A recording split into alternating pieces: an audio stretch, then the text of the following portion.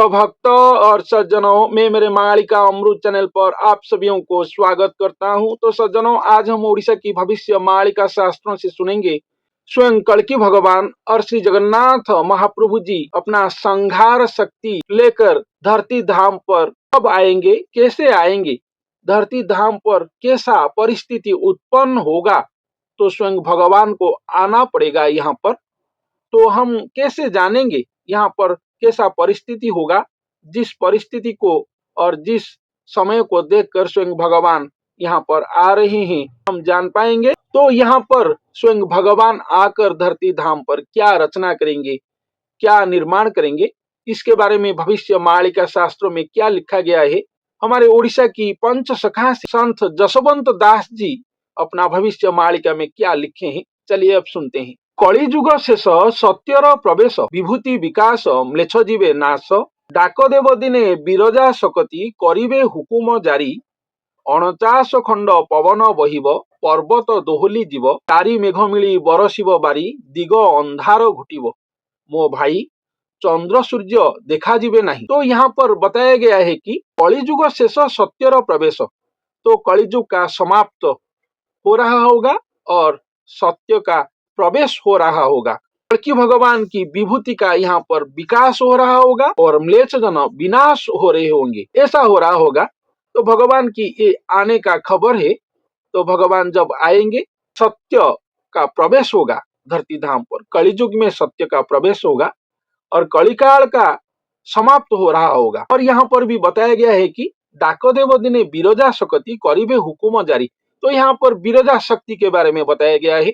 हमारे ओडिशा की जाजपुर क्षेत्र पर माँ बिरजा देवी ठाकुरानी माँ की मंदिर है। तो वो बिरजा शक्ति के बारे में यहाँ पर नहीं बताया गया है। जैसे जगतरनाथ श्री जगन्नाथ श्री महाप्रभु को राजा बोला जाता है, वो स्वयं राजेश्वर ही इस धरती का, इस ब्रह्मांड का और कोटि ब्रह्मांड का वो एकमात्र महाराजा ही है।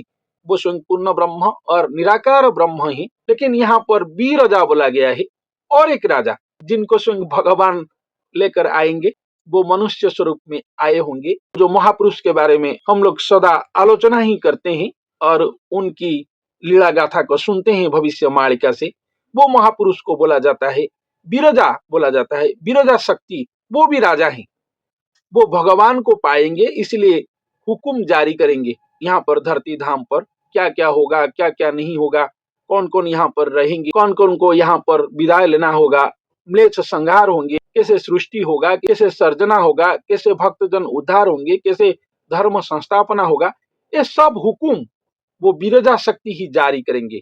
वही बात यहाँ पर बताया गया है। लेकिन जब भगवान आ रहे होंगे धरती धाम पर, एक मनुष्य के अंग में अवतरण कर रहे होंगे, तब यहाँ पर बताया गया है कि 49 खंड पवन बहिब। तो धरती धाम पर हमारे भारतवर्ष में भी ऐसा हो रहा है, कहीं कहीं पर ऐसा बारिश हो रहा है, अखंड बारिश हो रहा है, दिन रात में बदल जाता है, सूर्य देवता नहीं आते हैं, दिन दिन ऐसा होता है, मेघों मिली बरसिब बारी, ऐसा बारिश हो रहा है, पर्वत भी दोहल जाता है, ऐसा तूफान हो रहा है, दिन रात के तरह अंधेरा हो जाता है, ऐसा लिखा गया है यहाँ पर। ऐसा होगा, चंद्र सूर्य दिखाई नहीं देंगे, ऐसा समय हो जाएगा। ऐसा भी चल रहा है हमारे समाज में, आप लोग जानते होंगे। भैरव डाकरे पृथ्वी कंपिब दुष्ट हुईबे विनाश।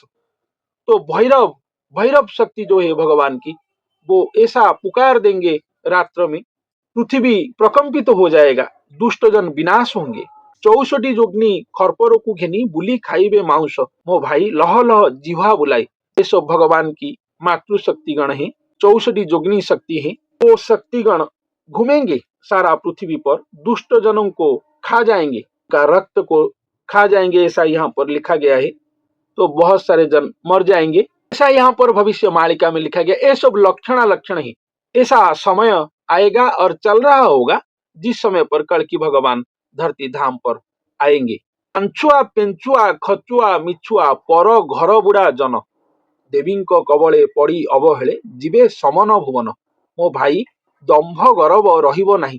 तो यहाँ पर धरती धाम पर किसी का दंभ गर्व नहीं रहेगा। जो मिछुआ जन है, जो खचुआ जन है, वो लांच लेते हैं, घूस वगैरह लेते हैं, जो लोग जो दूसरे की घर को नष्ट करते हैं, विनष्ट करते हैं, वो जो लोग हैं, आप लोग शायद समझते होंगे क्या लिखा गया है यहाँ पर। वो सब लोग देवी के खरपर में जाएंगे, समन भुवन जाएंगे। उन लोगों का यहाँ पर स्थान नहीं होगा कल्कि लीलाखला में।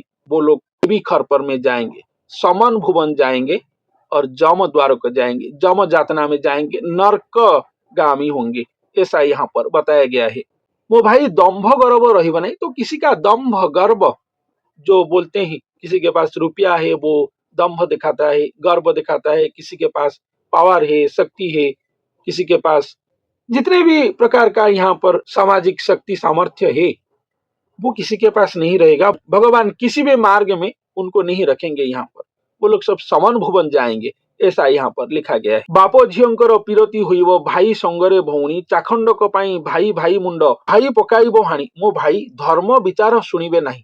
तो समाज में यहाँ पर बताया गया है धर्म विचार जो है कोई नहीं सुनेंगे। ऐसा समय आएगा, छोटा सा जमीन के लिए भाई भाई के बीच में झगड़ा होगा और ऐसा परिस्थिति होगा कि खून खराबा हो जाएगा, जिसको यहाँ पर बोला गया है मर्डर कर देंगे परस्पर परस्पर को। ऐसा समाज में चल रहा है, जो सामाजिक परिस्थिति होगा वो धर्म विचार कोई नहीं श्रवण करेंगे और असामाजिक जो परिस्थिति समाज में दिखाई देगा, धर्म विचार नहीं रहेगा, ऐसा यहाँ पर बताया गया है। वही एक्यूरेट टाइम है जो समय पर स्वयं भगवान अवतरण करेंगे और मनुष्य स्वरूप में आकर यहाँ पर कलियुग में प्रवेश करेंगे। इसीलिए कलियुग धीरे धीरे समाप्त होगा, सत्य का प्रवेश होगा, भगवान का विभूति का यहाँ पर विकास होगा, म्लेच्छ जन संपूर्ण रूप में विनाश होंगे।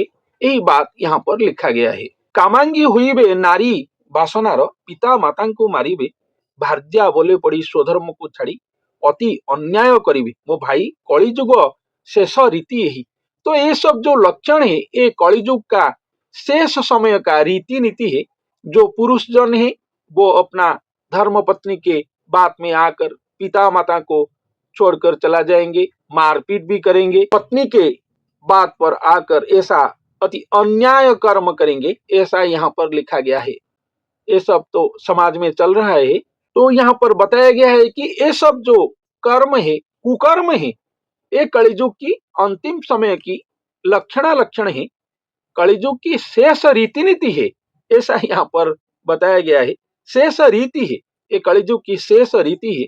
ऐसा हो रहा होगा समाज में, भाई भाई के बीच में नहीं पड़ रहा होगा, संपर्क सुसंपर्क में नहीं रहा होगा, लोग जो हैं वो मिछुआ खचुआ अधर्ममय लोग ज्यादा होंगे। ऐसा समय पर ही स्वयं भगवान आएंगे धरती धाम पर। भक्तंक कषण देखी भगवान संहार सकती धरी जोगो निद्रा तेजी बाहर हुईबे अश्व ऊपरे आरोही मो भाई खंडा धरिण अश्व आरोही। तो यहाँ पर बताया गया है कि इस समय पर भक्तजन जो है वो तो अधर्म मार्ग में नहीं जा पाएंगे, ये सब को देखकर वो अतिष्ठ हो पड़ेंगे।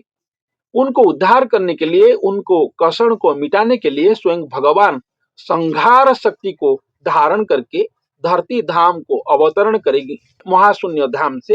यही बात यहाँ पर लिखा गया है। संहार शक्ति को धारण करके स्वयं भगवान आएंगे भक्त जनों को कषण को देख करके, ऐसा यहाँ पर लिखा गया है। तो जुग निद्रा तेजी बाहर हुई, अपना अनंत शयन मुद्रा जो है, जोग निद्रा जो है, जोग निद्रा को त्याग करके स्वयं भगवान आएंगे, ऐसा यहाँ पर लिखा गया है। अश्व ऊपर आरोही मो भाई खंडा धरिण अश्व आरोही। तो भगवान स्वयं तलवार धारण करके आएंगे, अश्व आरोहण करके आएंगे, यहाँ पर ऐसा लिखा गया है। तो आप लोग जानते हैं ये जो अश्व है वो मानवश्व है, और एक मानव के पास अश्व का क्षमता शक्ति रहा होगा। जैसे एक अश्व अपना सहिष को धारण करता है, ऐसे ही स्वयं भगवान को धारण करने के लिए वो मनुष्य के पास हॉर्स पावर रहा होगा और अश्व का क्षमता शक्ति रहा होगा। जैसे कि वो भगवान को धारण करके अपना अंग में सवार करके यहाँ पर विहार कर सकते होंगे और कर पाएंगे। वही जो क्षमता शक्ति अश्व का, वही क्षमता शक्ति वो मनुष्य के पास रहा होगा, ऐसा यहाँ पर वर्णन किया गया है। भगवान आएंगे, आकर यहाँ पर अपना लीला खिला करेंगे।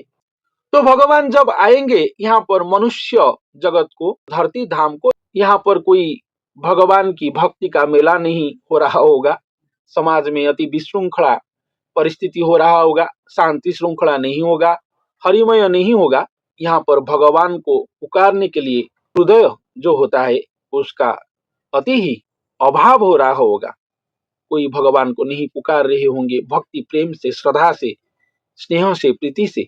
ऐसा नहीं हो रहा होगा। सब तमाशा ही तमाशा चल रहा होगा, सब व्यापार ही व्यापार चल रहा होगा, जिसको देखकर भक्तजन अतिष्ट होंगे और कषण सह्य कर रहे होंगे। इसीलिए भगवान अपना जोग निद्रा को त्याग करके यहाँ पर आएंगे। आकर संहार शक्ति लेकर आएंगे। आकर क्या करेंगे, यहाँ पर लिखा गया है, संथ जनों को पालिबे दुष्ट संहारिबे महीभारा उश्वासिबे गोलोक वैकुंठ मर्त्य रचिण नित्य रहास रचिबे। तो स्वयं भगवान यहाँ पर आकर संत जनों को, सज्जन जनों को, भक्त जनों को पालन करेंगे, दुष्ट जनों को संहार करेंगे और मही का भारा हरण करेंगे और मही भारा उश्वास करेंगे। लोक वैकुंठ मर्त्य में रचना करेंगे, नित्य रहास रचना करेंगे। तो स्वयं भगवान आकर यहाँ पर धरती धाम पर ऐसा करेंगे, गोलोक वैकुंठ धाम रचना करेंगे। जैसा पृथ्वी महापापमय, महा अधर्ममय कलिकाल के प्रभाव से हो गया होगा, इसको निवारण करके, इसको समाप्त करके भगवान यहाँ पर एक नूतन पृथ्वी को बनाएंगे, जिसको गोलोक वैकुंठ बोला जाएगा। मर्त्य में रचना करेंगे स्वयं भगवान, गोलोक वैकुंठ रचना करेंगे और नित्य रहास यहाँ पर होगा। भक्तजन, साधु संत जन को लेकर स्वयं भगवान यहाँ पर नित्य रहास करेंगे, दुष्ट जनों को संहार करेंगे, संत जनों को पालन करेंगे।